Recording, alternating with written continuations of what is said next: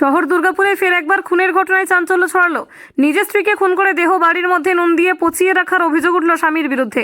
ঘটনা ঘিরে চাঞ্চল্য দুর্গাপুরের ইস্পাতনগরীর ডি সেক্টর মার্কেট এলাকায়।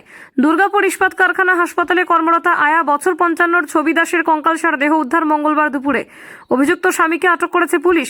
স্থানীয় সূত্রে খবর, ডি সেক্টর মার্কেট এলাকায় মঙ্গলবার দুর্গন্ধ পেয়ে স্থানীয়রা ঘরে ঢুকে দেহটিকে দেখতে পান এবং পুলিশে খবর দেন। ঘটনাস্থলে পৌঁছে দুর্গাপুর থানার পুলিশ দেহ উদ্ধার করে ময়না তদন্তে পাঠায়। মৃতার স্বামী প্রদীপ চক্রবর্তীর বিরুদ্ধে খুনের অভিযোগ তুলে ক্ষোভ প্রকাশ করেন এলাকাবাসী। অভিযুক্ত স্বামীকে আটক করেছে পুলিশ। জানা গেছে, ছবি দাস দুর্গাপুর ইস্পাত কারখানার হাসপাতালে আয়ের কাজ করতেন এবং ডি সেক্টরের একটি সরকারি আবাসনে স্বামীর সঙ্গে থাকতেন। ঘটনার তদন্ত শুরু করেছে পুলিশ।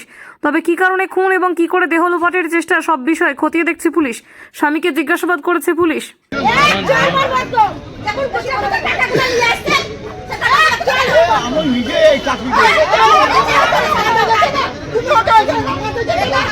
আরে ও দাদা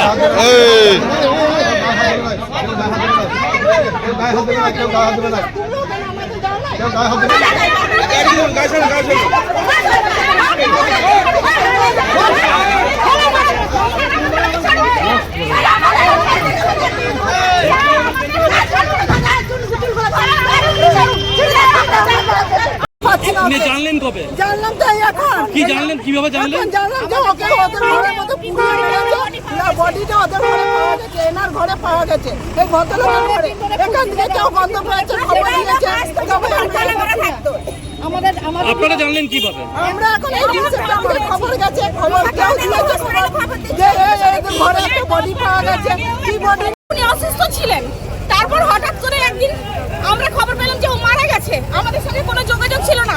কয়েকদিন আগে এখানে দুটো পুরা নিয়ে এসে বললো বডি আছে, কিন্তু আমরা বুঝতে পারিনি।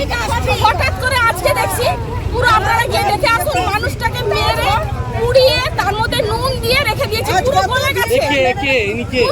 আমাদের সঙ্গে কি করে হসপিটালে কাজ করি। এই ভদ্রলোককে বিয়ে করেছিল, বিয়ে করেছিল। আপনারা কি দাবি এখন? ওকে দেখাবে পুড়িয়ে মেরেছে, আমরা মারবো, আমরা মারবো স্যার, আমরা মারবো।